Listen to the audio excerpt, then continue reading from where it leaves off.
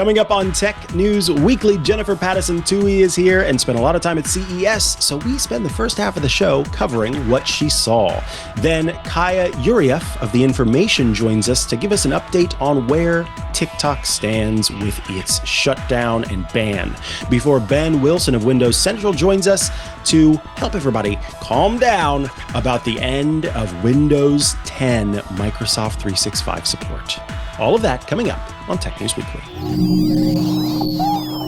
Podcasts you love from people you trust. This is TWiT. This is Tech News Weekly, episode 370, with Jennifer Pattison Tuohy and me, Mikah Sargent, recorded Thursday, January 16th, 2025. TikTok might shut off its US app. Hello and welcome to Tech News Weekly, the show where every week we talk to and about the people making and breaking the tech news. I am your host, Mikah Sargent, and I am joined today by someone who, hopefully, in theory, escaped the conference crud. It's Jennifer Pattison Tuohy of The Verge. Welcome back, Jen. Hi, great to be here. It's been a while. Very excited to be here. Yes, healthy so far. Yes. Touch wood. Yes. Just got back from Vegas on Saturday because my flight got delayed by the big storm. And there's another storm coming in. So it's all stormy on the East Coast. Oh my goodness. Yeah, that I hadn't considered being at a conference and then having a delay must not be very fun at all.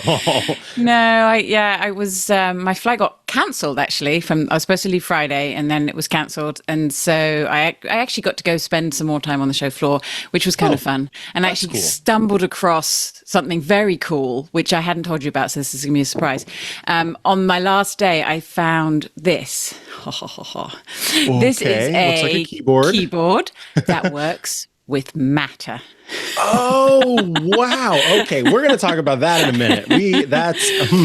So you went to CES, formerly the Consumer Electronics Show, now just CES, artist formerly known situation. Yes. And every year there are lots and lots of products that are announced. Some of them so many gadgets. Right. And some of them are just spaghetti projects. They may never see the light of day. But it seems like this year we saw a lot in the smart home that actually will be released. But you actually kind of have a theme of 2025. Why don't you tell us about that? Yeah, so lots of stuff. Smart home has become a huge show at CES. Over the last 3 or 4 years, I would say, it's just increasingly got bigger and bigger in terms of the coverage of the smart home. I mean, traditionally, CES has been a television audio show. TVs are still there, although much smaller representation. Auto is a big theme, lots of cars. Again, not so many this year. And the smart home gradually has just been getting bigger and bigger. So it's a lot of fun for me. But this year, there were 2 really dominant themes, but the one that I was most excited about was door locks. Because I wrote a piece just before CES predicting that 2025 was going to be the year of the smart lock.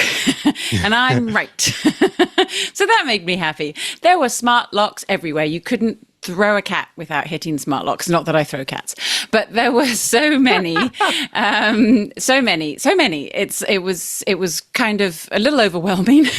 But this is because, and this was one of the reasons that I mentioned this in my piece at the end of the year, there is a new standard coming for smart locks, which is going to solve or augment one of the main purposes of smart locks, which is making it easier to get into your home, not having to use a key. And this new standard is called a Lero, and it is basically going to make it so that it's easy to use any smartphone or wearable, so like smartwatch, from any manufacturer to unlock any smart door that you are authorized to unlock. So you don't have to have an iPhone to use tap to unlock, which is the home key, the current way that a lot of smart locks work if you buy the correct lock and have the right phone, is you can tap your phone to unlock it. That uses NFC, but that is soon going to be coming to all smart lock, like all smart lock manufacturers will be able to use NFC to work with any smartphone, not just iPhones. This is hopefully coming this year. It's also including something called UWB, ultra wideband, which is a technology I'm sure people are familiar with, which is currently used in locks for cars. So you can, if you have a newer car, you may have had this experience. I think Teslas, BMWs, where you walk up to your car with your phone and your car will automatically unlock. And this is technology is coming to smart locks. Apple actually announced it would be supporting it at WWDC last year. So I've written about it quite a bit, but there hadn't been any locks that supported UWB yet. UWB is part of Aliro. Aliro is coming this year. It hasn't arrived yet, but at CES, we started to see several locks announce that they will support UWB, and eventually Aliro when it arrives. And Aliro is being developed by the lock manufacturers and the smartphone platforms. So that was going to be my question. They know what's coming. I freak out when I hear about another standard because oftentimes it means we will never have one official thing and everybody's kind of competing. And so you hear about, because we've already got these other standards that have to do with the smart home. So now there's something called a Liro as well. I know, one more standard. But it sounds like it is something that is blessed by the big companies that are involved. Or is it also blessed by not just the lock manufacturers, but the companies making devices like Apple, like Samsung, like Google? What is it working from that end as well? Yeah, so Apple, Samsung, Google are all involved in developing Aliro. Aliro is actually being developed by the Connectivity Standards Alliance, which is the group behind Matter. Yay. So it's the same crew. And it's actually very simple. It's not the kind of whole smorgasbord like Matter is. This is a very simple device-to-device communication standard, just making it clear that your smartphone can unlock your door using NFC, which is tap, or your watch, which is tap, or UWB, which is, in theory, completely touchless. So the idea of UWB is you can be walking towards your door, and if you're carrying an authorized device, your door will automatically unlock as you approach, and it will do so based on how fast you're moving. So like if you're moving really fast, it'll unlock sooner. If you're just strolling, it'll only unlock at a certain point. As you get there. So there's no kind of latency or lag, and some people may say, well, I already have auto unlock on my smart lock. August locks have supported this for many years, and so have several other locks since August came out. But that technology uses 3 different technologies. It's Wi-Fi, Bluetooth, and geofencing, so GPS. And it's very unreliable. Very unreliable. Like I'll be lying in bed and my door will unlock. Because my bed is a little bit further outside of outside of the range. I mean, I also have bad cellular service. I have bad GPS service in my house. UWB is device-to-device communication. Just you have to have the UWB chip in the lock and you have to have the UWB chip in your device, your phone or watch. And it knows it's about positioning. It has precise positioning to within like millimeters. So it knows which side of the door you're on. So it's not going to unlock as you approach your door from inside. It knows which direction you're moving. So it's not going to unlock when you walk past your door. It's only going to unlock as you walk towards your door. Nice. So it's addressing a lot of issues with the earlier implementation of this type of technology. And I just think it's going to make smart locks so much simpler for people and much more likely to drive adoption. Because right now, I think that something like 10% of US population has smart door locks. And I think smart door locks are fantastic when they work. They can be a little tricky and fiddly. And this is going to hopefully make them a lot easier to use. And hence why I think we're going to see a big uptick in popularity around smart locks. And we saw some great ones. Schlage has a new one that's got UWB, Sports Matter, Thread, NFC, and it looks really cool. And so many smart locks. UTech has released one that also works with UWB. And I think we're going to see it from all the manufacturers in the next few months. So it's exciting times for the front door. It absolutely is. Yeah, I agree with you that once you have one, and once you have one that works reliably, that the technology is very handy, because there will be inevitably situations where you are looking to let someone into your home and you're not there, or, you need to, I mean, I've had a bunch of different situations like that, and being able to just give temporary access, or if I'm going to be away right whenever the person is supposed to be coming, that they can, easily get inside. It's just very, very handy.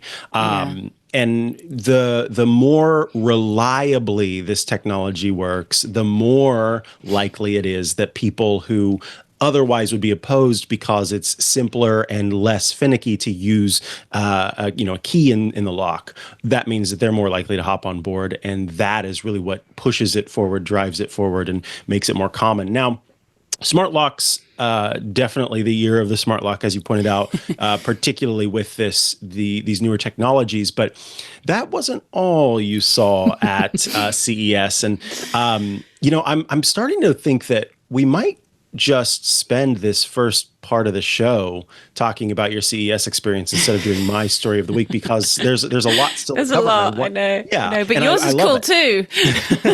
Maybe we'll do a little brief mention at the end. Yeah. But so in the next 4 minutes before we take a little break, I guess it's 3 minutes now. Tell us a little bit about, because we've got a robot that we're going to talk about, and we've got a keyboard that we're going to talk about. You want to hear about the keyboard? Yeah. I think we should save those until after the break. I was hoping in these little few minutes we've got left, for you as a smart home person, was everyone there talking about Matter? And do you feel like we're now officially there when it comes to Matter being a standard? And then I guess my last question for you would be, any new announcements on the front of new Matter-supported devices that we can look forward to? So Matter kind of felt like it had moved from being the hot new thing to sort of being just the thing this year.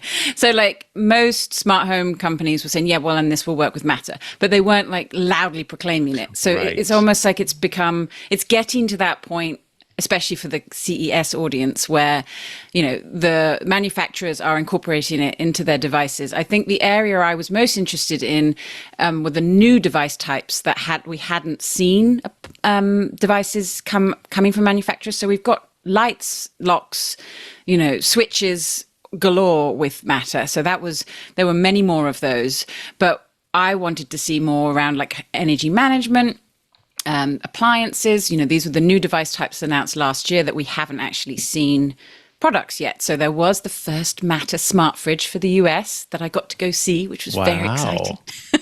I do get excited about home appliances. I know. I think they're cool. I think they're really cool. They are. And we talked about this before. So we'd seen one at IFA that was for Europe.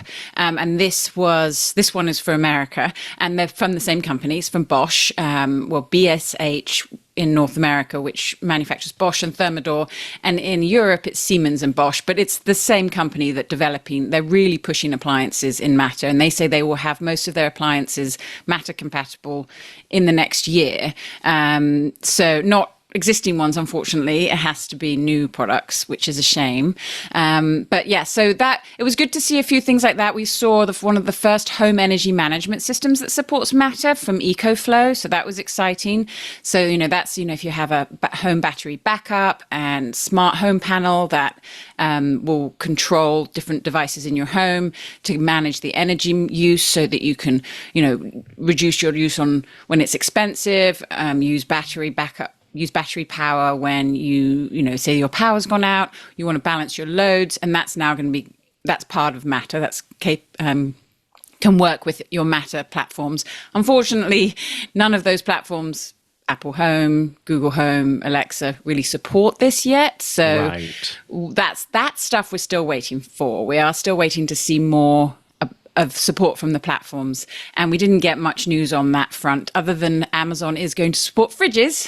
They did say that was the only sort of small bit of news we got from the platforms. So that was, there was some movement around Matter, but again, it wasn't kind of like the big star of the show because it's become sort of, it feels like it's become the norm for a lot of smart home manufacturers, and that's a good thing.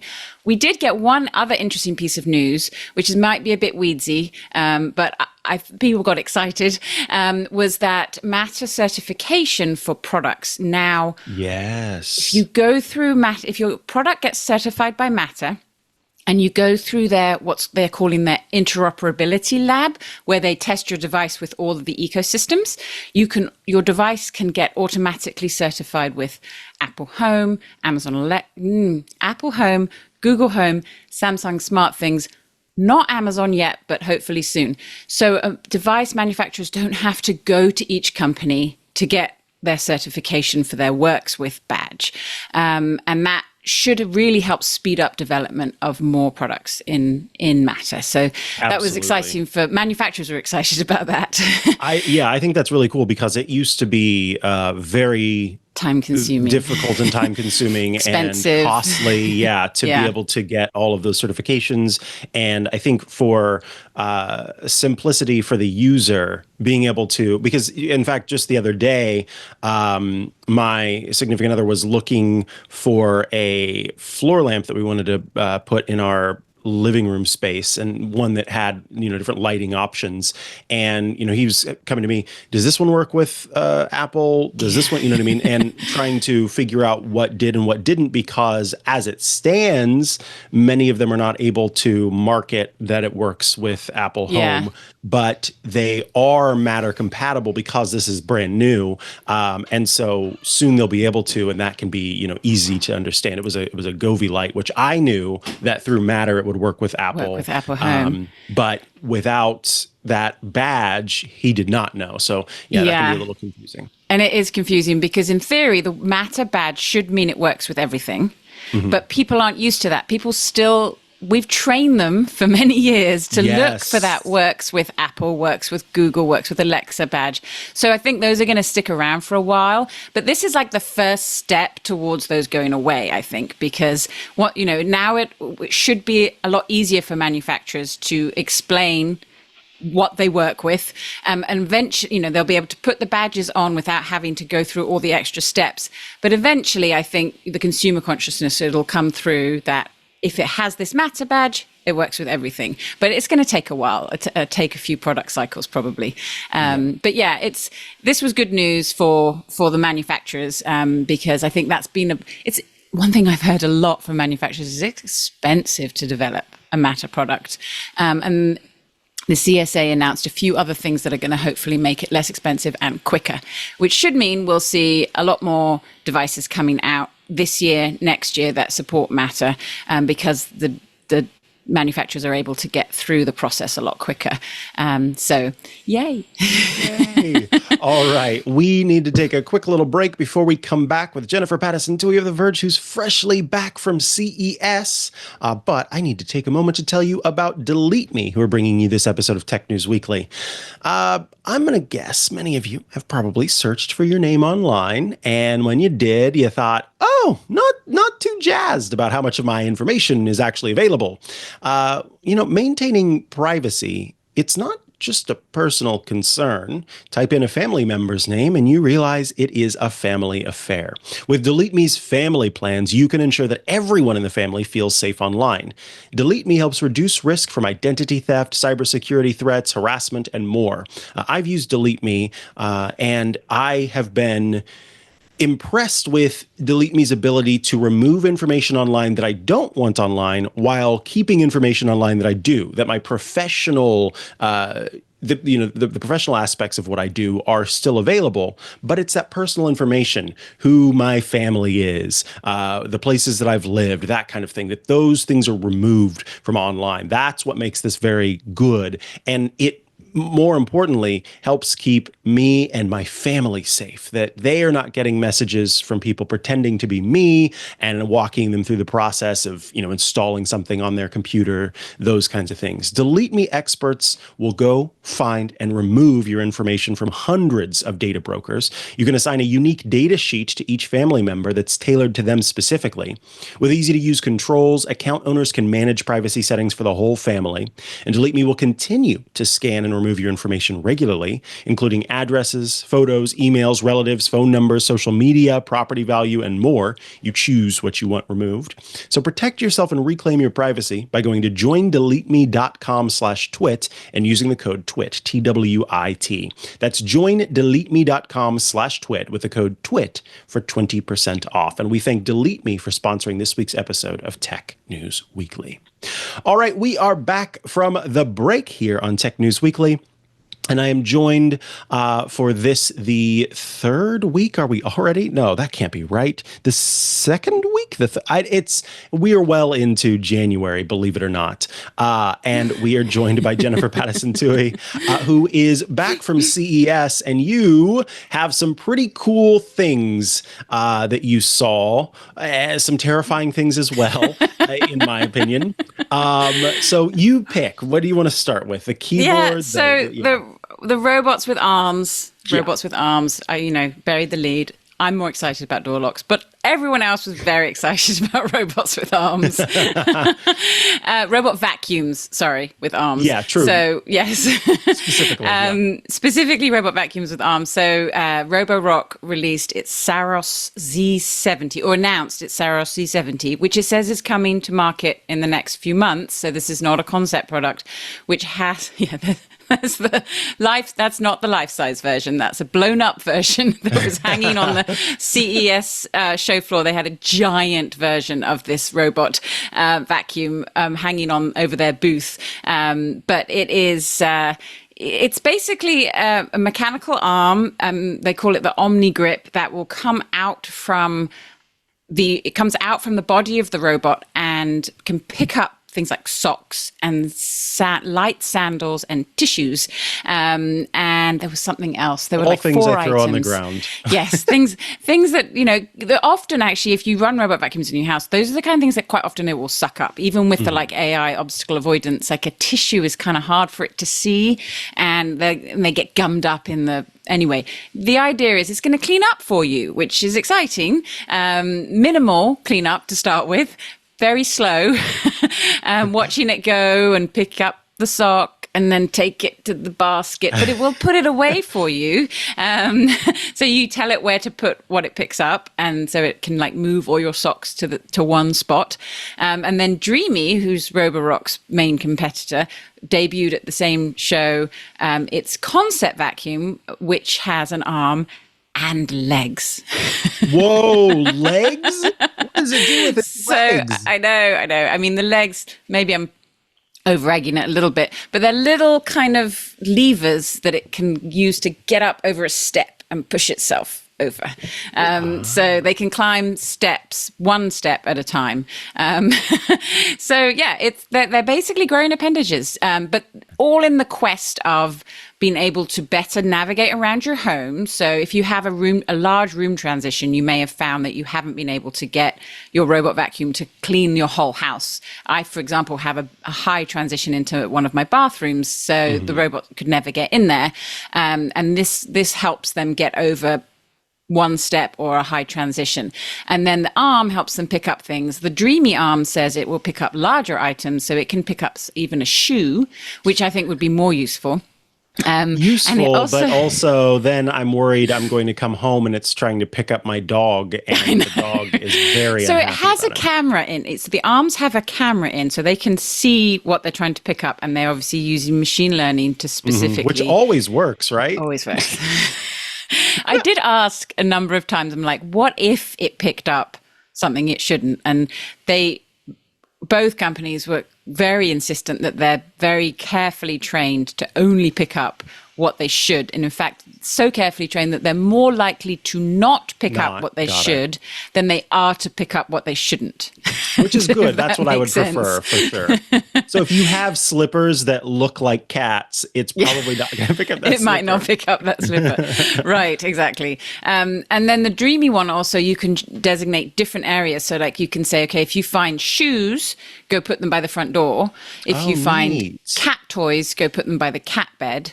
So that was kind of fun. And then one thing that I thought might be useful, I mean, so this is basically coming to the point where the robot is becoming more than just a vacuum. It's also tidying up for you. And you can program, or this feature will be coming soon to the Saros Z70, which is a Roborock one.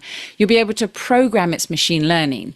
So, for example, you can tell it to learn about your daughter's favorite teddy bear, or you can learn your purse, or you could learn your wallet, and then you can say, robot, where did I leave my teddy bear? And it's like, well, when I was cleaning up, I saw it found in this it room. under the bed. Yes. And then eventually you could see it getting to the point where when it finds this item, it knows where to go put it away for you, which is, this is Rosie the robot. It is. We are getting there. I had a question about the one with legs. Can it use the arm in concert with the legs to? No, it's just the legs, because the transitions are still not. It's not.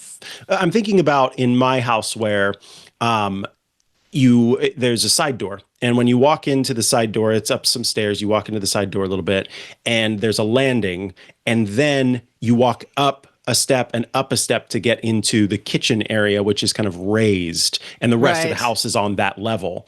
And so when the robot vacuum that's on the main floor goes around, it sweeps everything except for that entryway, and that entryway is a place where the really most dirty. dust and stuff collects. And so being able, and I thought about it going down the stairs, but I don't think it would be able to with just its little lever legs, because the stairs aren't long enough, they don't stick out far enough. It would need to be the length at least of the robot for it to. Maybe if it was a little mini robot, then it could. I've seen a few companies with those little tiny, really small ones. Yeah, Switchbot has that. They have a tiny one, and they actually came out with basically like a Rosie the robot, like a modular robot vacuum platform that you can put different appliances on. You can actually even 3D print different attachments, so you could put whatever you want on this platform that it could then move around your house for you and bring to you whenever you want. And it's got power and data. You can put a ghost on it. Yeah. And then they said that one's going to have an arm soon too. So it was all about the robot vacuums with arms. It was definitely a big part of the show. And this stuff is coming. Like you said at the beginning of the show, this is all product that is coming this year. So we're definitely not we're going to be seeing this. And then speaking of legitimate, not vaporware, because I did tease this, and I should tell everyone about my keyboard really quickly. Which lights up, by the way, for the listeners who aren't seeing. Yes, it's got color. RGB. It's the whole gamer keyboard thing, but it's a matter button. I mean, it's ingenious. It was ingenious. It's by a company called Third Reality, and when they were showing at the booth, they do all sorts of things. Sensors. They mainly work with Zigbee and Thread, but this has a Matter Wi-Fi chip built in, so it doesn't actually even have to be connected to a computer. It just has to have power, and the function keys are each individual Matter buttons, which means you could program them to control anything in your smart home, so that was Matter related. So a scene, like you're sitting down at your desk and you want to start your office scene where you turn on your lights, or maybe start your coffee maker, or get the AC going, or open the blinds, you could just hit function F1 and run your scene. I love it. It's like what is it? The Stream Deck. Mm-hmm. But for smart home. Built in, into the, because that's what right now I have. This little Waymo. The little button. Yeah, and so I use that to turn on and off my studio lights. Technically, what I actually have, is just not set up right now because I just recently did a paint job here. It looks very nice. Thank you. Is an Aqara presence sensor that uses the radar, and that thing is amazing. I love that thing so much. It works so well. The millimeter wave sensor. Yeah, and they just came out with a new one that's battery powered. It's battery. I did not realize it was battery powered. That's cool too, because the long wire is kind of annoying. But these different methods of being able to sort of tell your home to do different things is really nice. But it's like I have to remember whenever I'm using the physical stuff to sort of build it into my muscle memory. And I'm so used to using my keyboard that I could really see my keyboard being that tool more than anything else. Yeah, because there's so many other ways to do it, right? So then in the moment, I'm going, now do I want to open up the home app on my Mac? Do I want to hit this button? Do I want, you know what I mean? And so if it was on my keyboard, that makes the most sense to me. So I think that's a pretty cool device. Do we expect to see more of these just Matter controllers? And I think this will have to be our last question. Because there's a lot of those. There were a lot at CES. That was the other big trend. Was I was expecting to see more than I did, but Aqara and Shelly both came out with new control panels, touchscreen control panels that you can wire into like an existing switch. So like Brilliant used to do, if you remember the Brilliant control panels. Oh, rest in peace. Well, they're still around. They're sort of around, more commercial, right? But touchscreen interaction for controlling smart home devices. They mainly work this at launch with Aqara or Shelly devices, but they do have Matter compatibility for buttons. So if you you can program anything to work that works through Matter to work with the button on the control panels. But they also work as intercom for, say, like a video doorbell. Like if you have an Aqara video doorbell, it will pull up and show you who's at your door and you can talk to them. So, and because of Matter, you can expand an interface like this, which is useful because otherwise you're limited to your ecosystem that you bought it in. But Matter is helping make it so that you can bring in more devices, which is what both Aqara and I believe Shelly are going to do. The products are coming out later this year, Europe and the UK and the US. And this kind of interface is key, I think, in the smart home, like because it's much more intuitive for people who aren't, a button like you have on your desk is great, but if someone walks up to your desk, they're like, I don't know how do I do? What's it going to do? Exactly. Whereas a touchscreen control panel with a little shade, oh, well, this must open the shades. Yes, it makes it so much more intuitive. So I'm excited that we're seeing more of these interfaces, which is largely because of the interoperability that Matter is bringing. So it's real. It's finally here. I remember talking about it so long ago. Like it's going to change things. It will actually, and it's coming. It's getting there. Exactly. We're getting there. And now, the very last thing, because I know I've taken way too much time, but Google Home is now fully Matter supported through the Home Hubs. So you're going to have local control from your Google Home Hubs, which is something that I think a lot of people have been looking forward to. So that should make things faster and much less latency and more responsive in your home. So, and that's Matter too. So yay, Matter. Yay, Matter. Jennifer Pattison Tuohy, I want to thank you so much for taking the time to join us today post CES. It's always a pleasure to have you on the show and get to nerd out about smart home stuff when we do. If people are looking to follow what you do online, where should they go to do so? TheVerge.com is the best place to find me. I have my author page there with all my articles and links to everything that I do on the web. So check me out there. At Smart Home Mama at Threads too. Beautiful. Thanks so much, and we'll see you soon.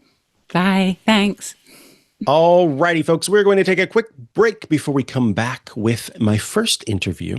I want to tell you a little bit about Veeam, who are bringing you this episode of Tech News Weekly.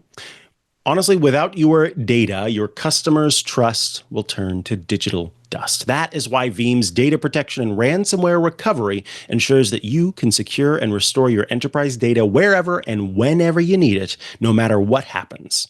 As the #1 global market leader in data resilience, Veeam is trusted by more than 77% of the Fortune 500, that's mind-blowing, to keep their businesses running when digital disruptions like ransomware strike. That's because Veeam lets you back up and recover your data instantly across your entire cloud ecosystem, proactively detect malicious activity, remove the guesswork by automating your recovery plans and policies, and get real-time support from ransomware recovery experts.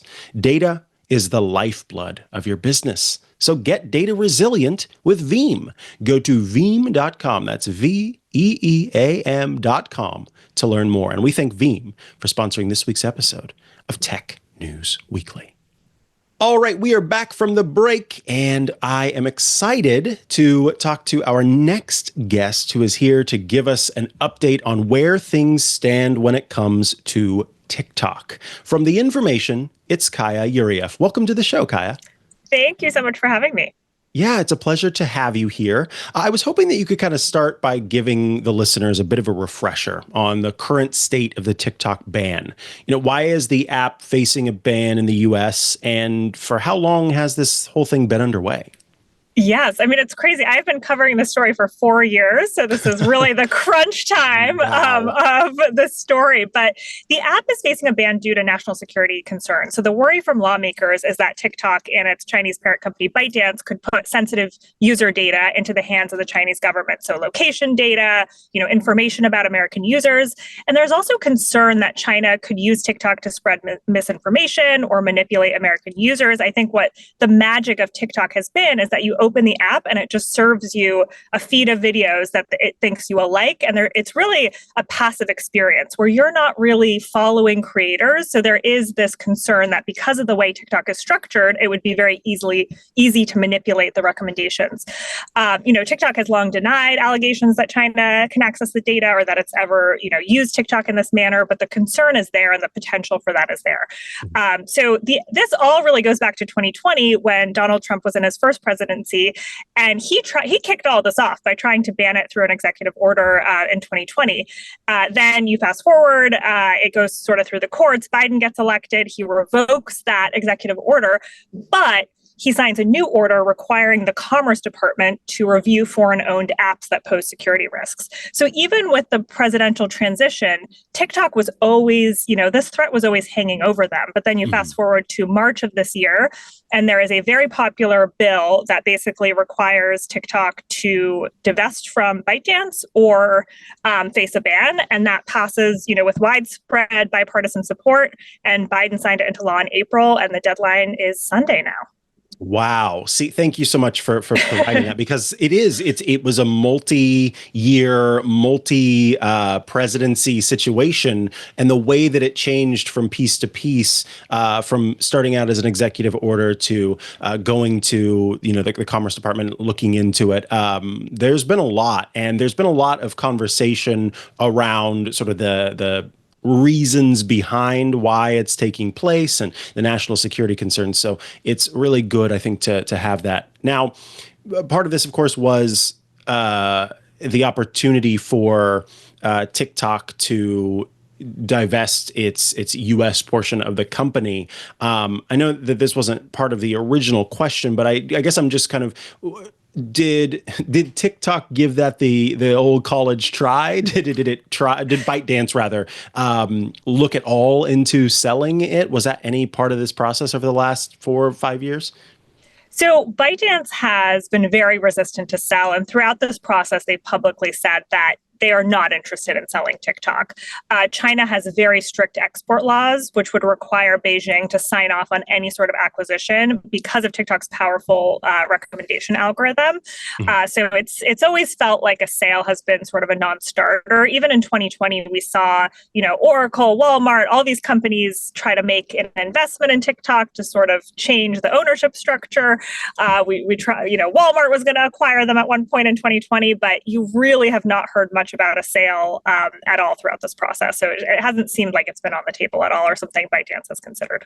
Got it. Now, you have reported that TikTok is looking at planning to shut down the app. I was hoping you could tell us a little bit about that and how that differs from what the law technically requires, and the implication for existing users who already have the app installed on their device.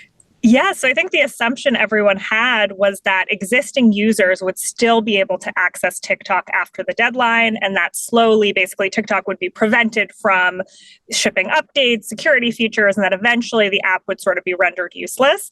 But what we reported on Tuesday is that TikTok is actually planning to shut off the app. So the plan is on Sunday, barring any sort of government intervention from the Supreme Court or Biden, which is looking very unlikely at this point.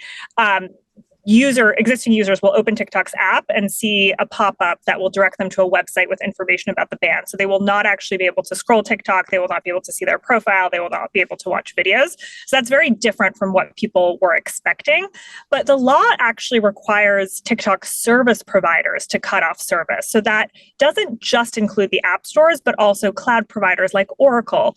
So my understanding is that TikTok is deciding to shut down to protect those service providers from legal liability. functionality. But it will also have, the immediate effect of angering TikTok's user base all at once and really bringing the reality of the ban home instead of this sort of slow burn of the app becoming, non-functional over time. Absolutely.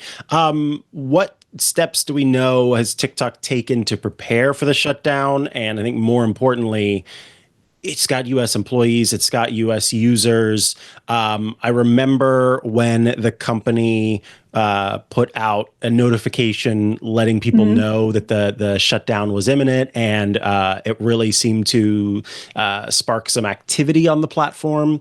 Are we looking at the same situation this time? And maybe you could talk a little bit about the way that the platform itself, the people on the platform have looked at alternatives to TikTok should the ban come through.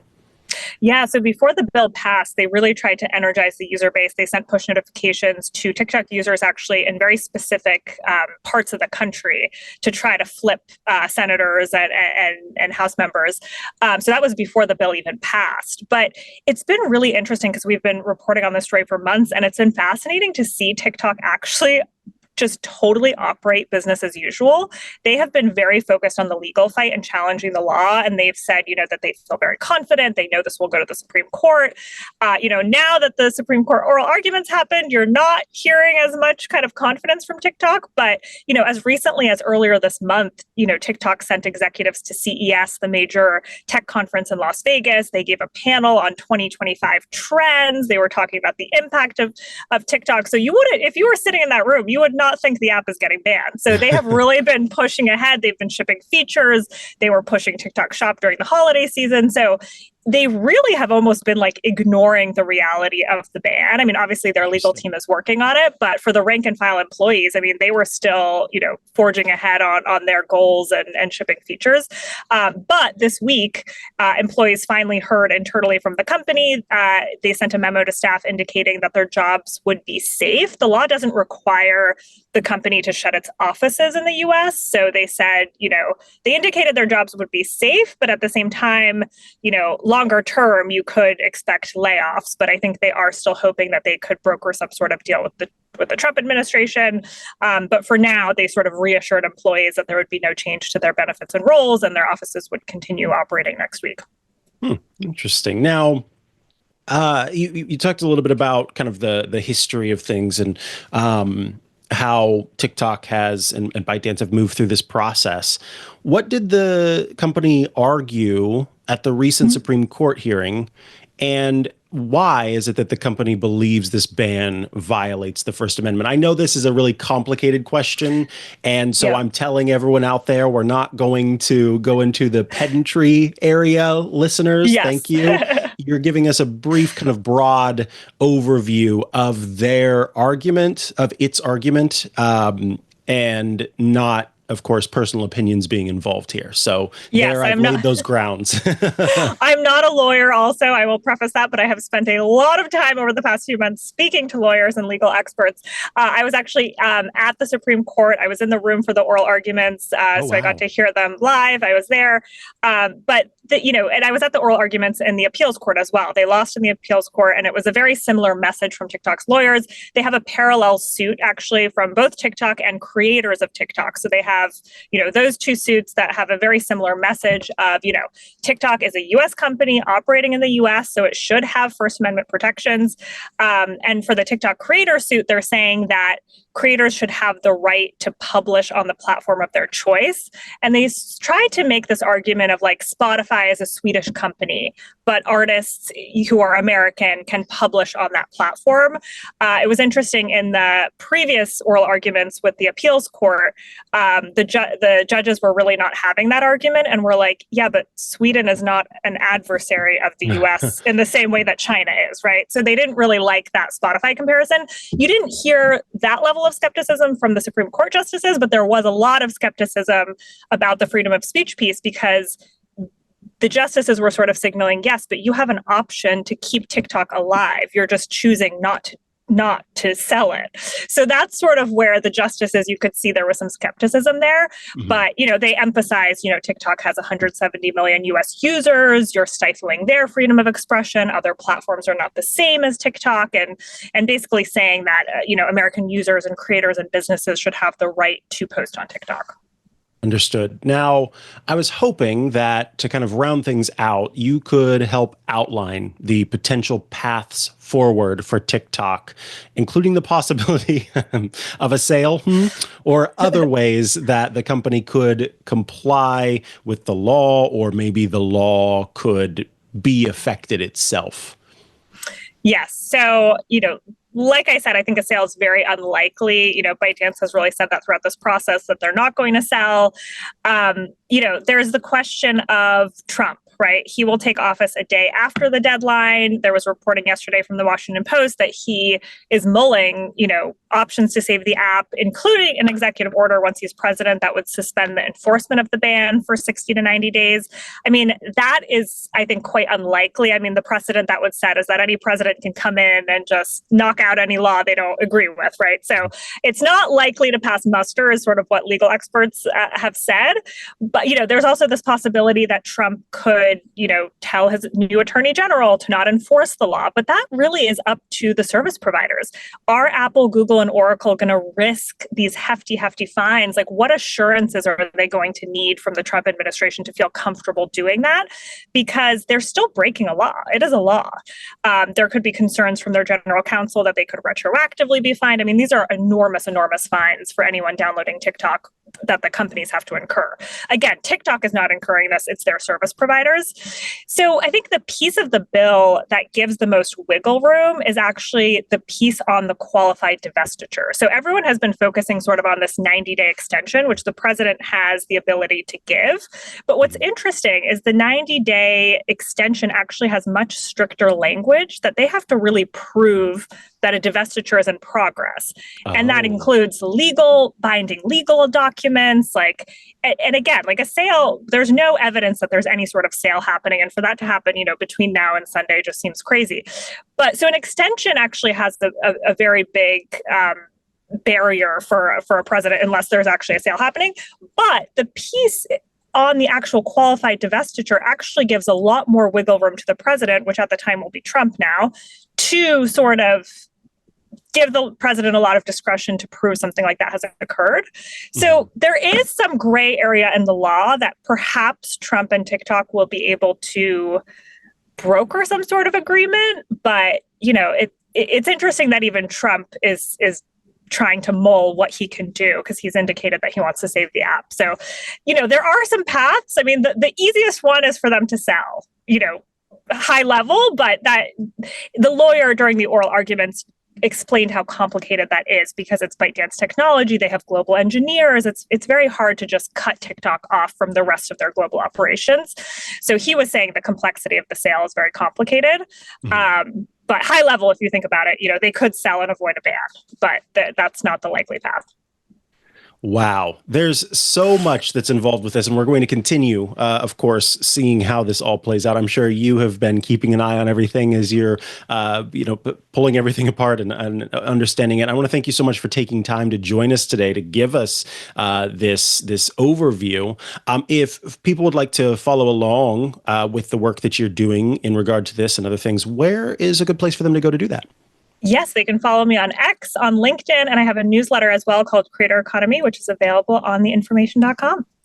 Awesome. Thank you so much for taking the time today to join us. We really appreciate it. Thanks for having me. All righty, folks, we're going to take another quick break before we come back with our final interview of the show. I want to tell you about Zscaler, who are bringing you this episode of Tech News Weekly. Zscaler is the leader in cloud security. Enterprises have spent billions with a B of dollars on firewalls and VPNs, but breaches continue to rise. In fact, they rise by an 18% year-over-year increase in ransomware attacks and a $75 million record payout in 2024.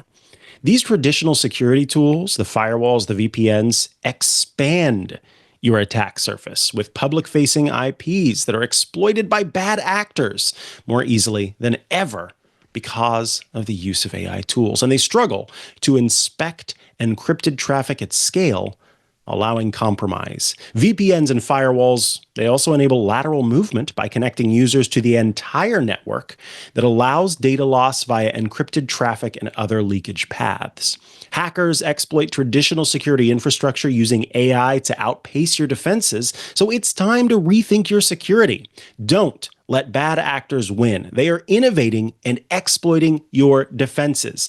Zscaler Zero Trust Plus AI stops attackers by hiding your attack surface, making apps and IPs invisible, eliminating lateral movement, connecting users only to specific apps so they don't have access to the entire network, continuous verification of every request based on identity and context, simplifying security management with AI-powered automation, and detecting threats using AI to analyze more than 500 billion daily transactions.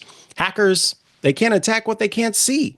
So protect your organization with Zscaler, Zero Trust, and AI. Learn more at zscaler.com/security. That's zscaler.com/security. And we are back from the break, which means it's time for our next topic. And this one is a really important one because the moment I heard about this news, I thought of all of the people out there who would start going, oh no! For some reason, we always use dentist's office as the sort of area where they don't update to the latest versions of operating systems. And so I guess I was thinking about all of the dental health professionals out there when I reached out to WindowsCentral.com, and the delightful Ben Wilson decided to join us today. Welcome to the show, Ben. Thank you very much. Thanks for having me. Absolutely. So to get into it, Microsoft recently announced it will no longer support Office apps on Windows 10 after October 14th of this year. Can you kind of walk us through the key details of this decision and what it actually means for users? Yeah, sure. It was particularly intense news for some people when it first broke. Like you say, doctor's office is a nice connection. Because it seemed to imply that on the day of Windows 10's death, that Microsoft 365, if you have a subscription, will just stop working, and that's it. But Microsoft did follow up with some notes after they were pushed by a lot more than one publication, put it that way, to clarify that it's not exactly the case and that support will end as part of its modern lifecycle policy. So essentially, there's no more bug patches, no more security fixes for exploits, or anything like that. So you can, in theory, keep using the app, but it will be on an unsupported Windows 10. Understood. That is good clarity and the little soundbite we definitely need to help people not panic. This announcement does coincide with the end of support for Windows 10 itself. How are the two connected, and why is Microsoft pushing users to upgrade to Windows 11 if they feel like Windows 10 is just fine?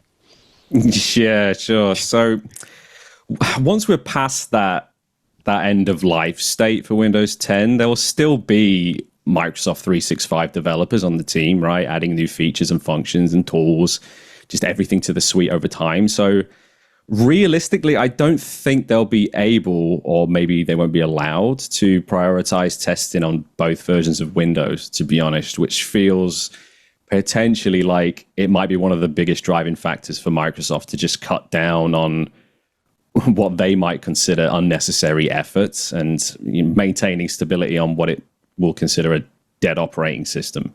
There's a lot of cost-cutting measures and things like that. It just can't run both at the same time. Though I understand it from the perspective, like you say, some people that panicked. As somebody, if I'm honest, who skipped Vista and skipped 8, no shade to Vista and 8 fans, but I get it that there has often been a jump of 2 windows at a time, and that's just not the case this time. Understood. Now, as you mentioned, Microsoft went on to clarify that Office apps will continue to function on Windows 10 after support ends, but warned about potential performance and reliability issues. Can you talk about what this actually means for users who choose not to upgrade? What are the potential performance and reliability issues they'll experience? Yeah, it's a deliciously vague quote, right? Performance and reliability issues, that's just what you tell anybody, oh, you don't want to keep this computer, the performance might fail. Like, why? So if somebody chose not to upgrade and maybe there's a fee for extended support. If they stayed in a secure environment as far as the operating system, as far as Windows 10 is concerned, but they were only sticking around for this unsupported build, this now unsupported build of Microsoft 365, there might be system updates from Windows 10 protecting them against like malicious code and things like that. But there won't be any guarantee that a serious exploit in Microsoft 365 would ever be fixed. Mm-hmm. And it would probably just stay that way unless there was a serious, I'm talking CrowdStrike level fuss. They just wouldn't fix it. It's too bad.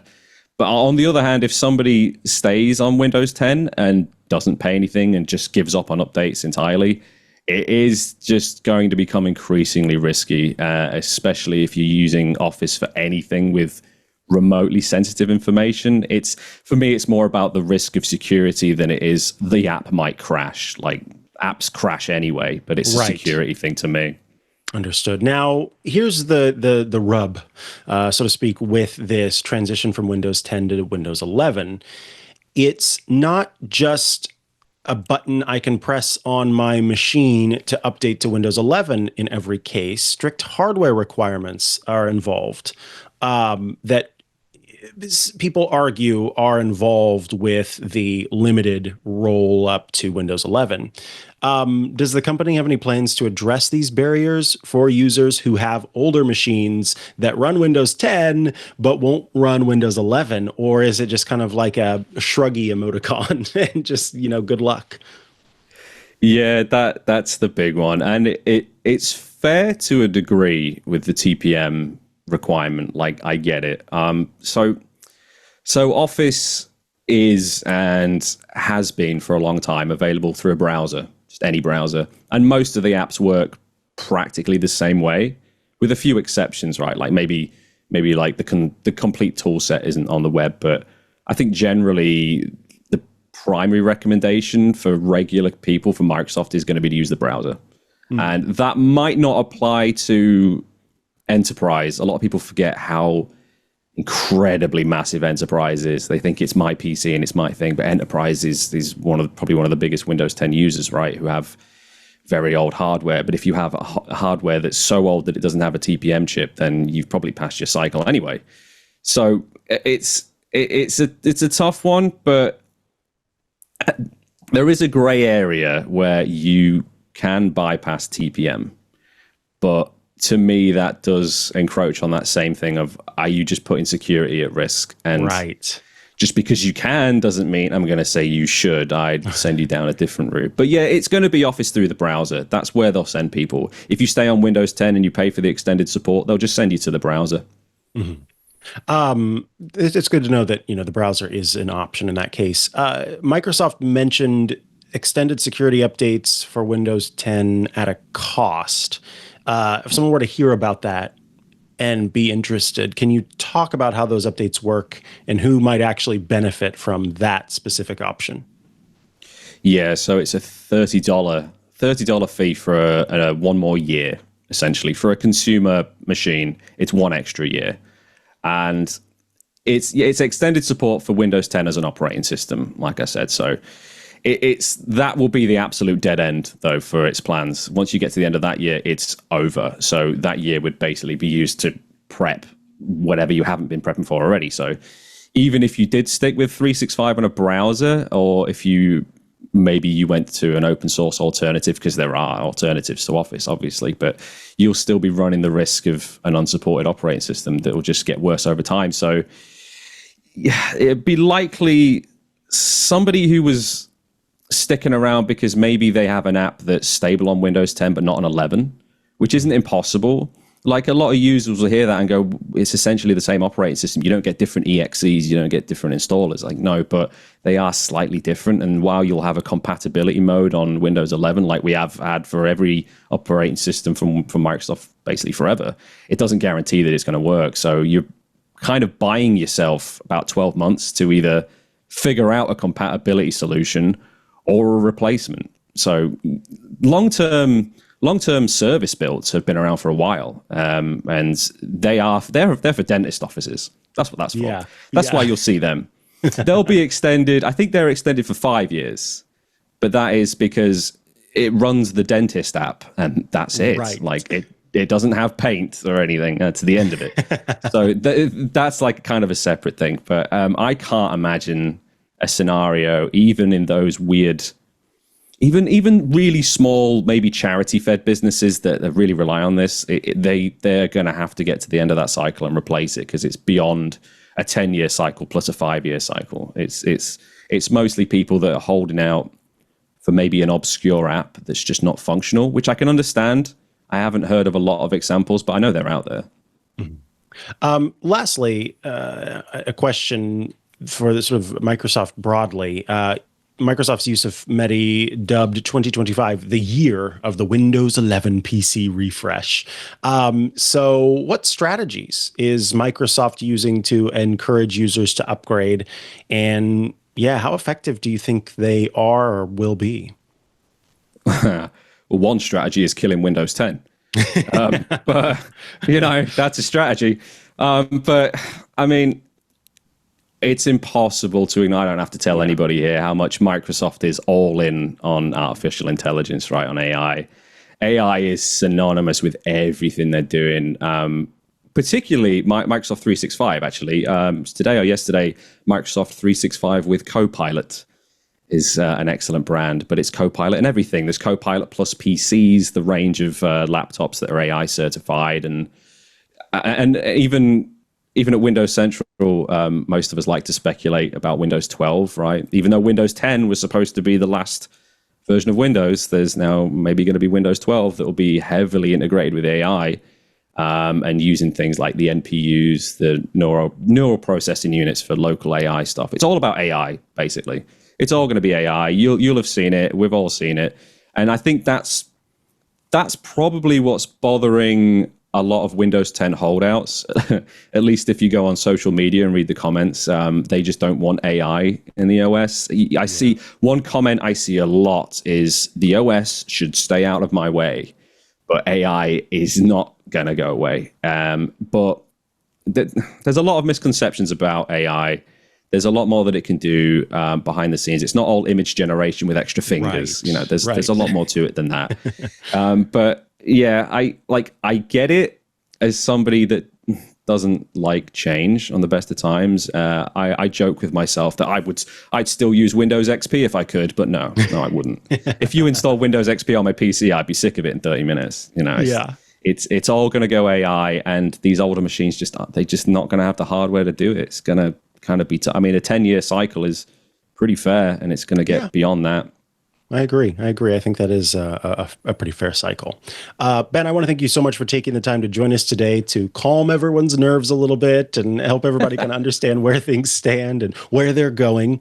Of course, people can head to windowscentral.com to check out the work you're doing. Is there anywhere else they should go to follow along with what you're up to? That's an interesting subject. At the moment, social media is kind of up in arms. I wouldn't say follow me on TikTok, put it that way. Pretty much at the minute, I'm only using Blue Sky. And that's about it. There's not a lot else that's kind of catching my eye. They're not very appealing right now. But Windows Central, go to Windows Central. That's I'm doing everything. Sounds good. Thank you so much for your time. All right, thanks for having me. See you later. Bye-bye. Alrighty, folks, we have reached the end of this episode of Tech News Weekly. The show publishes every Thursday at twit.tv/TNW. That is where you can go to subscribe to the show in audio and video formats. If you would like to get all of our shows ad-free, well, we've got a way to do that. It's called Club TWiT. Have you heard of it? For just $7 a month, you out there can join the club at twit.tv/clubtwit. And for a limited time, we are still running our free 2 weeks of Club TWiT promo. So if you would like to give it a go, that is still on the table.